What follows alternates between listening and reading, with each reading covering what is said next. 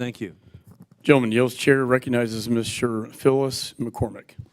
Thank you, Mr. Chairman. I have a line of questions. In your testimony to, I believe it was Mr. Hamilton and Mr. Wolf, Hamilton specifically said that most of the people coming to the border were opportunists. Is that correct?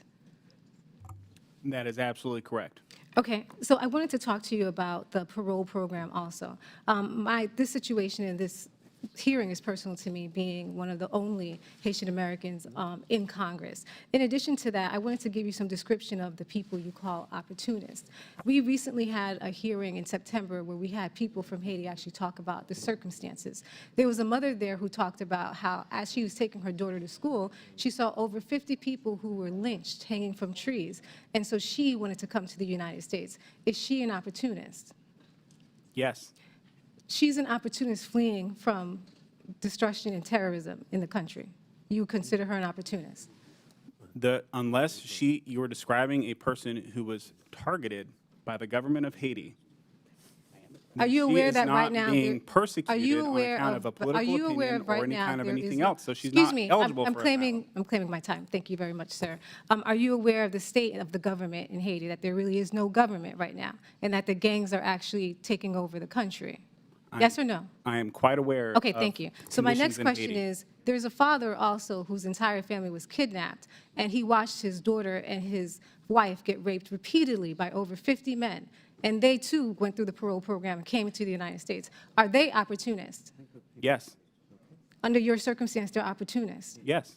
Okay, my next question is, when my parents were fleeing a dictator, on my mother's way to school, she saw them hanging children and shooting them in front of her. Was my mother, who fled the dictator, opportunist?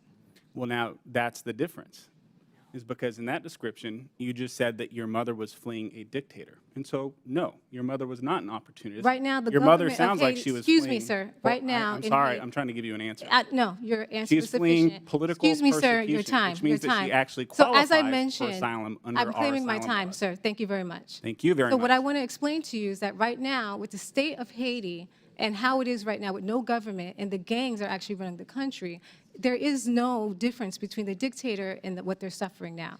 So I just wanted to make sure that these assumptions that you're making and trying to say that they're opportunists and saying that the Biden administration is actually abusing its humanitarian parole privileges are actually false. And the fact that you cannot see that these people actually need help and that they do deserve humanitarian parole just shows the cruelty of your heart and you not understanding what our greatness and our strength is as Americans. And so I wanted to go back to another question which I had for you also. I was looking at your background. Could you please talk about your diplomacy experience that you've had? The diplomacy experience I've had? Yes, because in our committee, we actually have jurisdiction when it comes to diplomacy. So I would like to hear more about your diplomacy experience so we could talk about how we can treat the root causes, because your testimony is really focused on opportunist and negative ideas. And even, I wanted to ask you also, do you believe these people who are coming in under the parole program, and it's not just Haiti, if we're looking at Venezuela, Nicaragua, and also Cuba, they have the similar situations where they can't exist in these countries. So I wanted to know what was your diplomatic experience, because you mentioned something that was interesting. You said that these young people are coming because the door is open, and that's what's leading the economy of these countries to lean on China. And so, from a diplomatic standpoint, it doesn't make sense. So I want you to go into full detail of your diplomatic experience.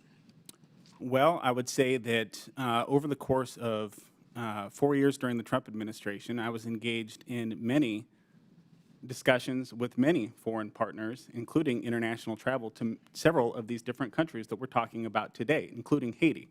So I don't know what kind of experience you think that I need to have, because quite frankly, Well, the diplomatic I am an experience that I was American looking for citizen was one for you to testifying about American laws and the effect on our country. Sir. Once again, I wanted to make sure that your testimony and the assertions you're making about diplomacy, right, and saying that these are the root causes, it doesn't make sense. So I wanted to get back to my last question. Actually, is going to be for Mr. Isaacson. Could we talk about what would happen with the removal of the parole program? What would happen? If the parole program is removed, you'll see 30,000 more people who do not qualify for it. A large number of them are in some danger and will try to seek asylum by coming all the way to the U.S.-Mexico border. And so do you believe that removal of the parole program would actually exacerbate what we have at the border, or would it preclude people from coming to the border? No, when the Parole program went into effect, the number of people from Haiti, Nicaragua, and Cuba in particular plummeted. Venezuela did for a while. And yeah, you would see a reversal of that. Thank you so much. I yield back. General yields back. Chair recognizes Mr. Perry. Thanks, Mr. Chairman. Secretary Wolf, do you know how many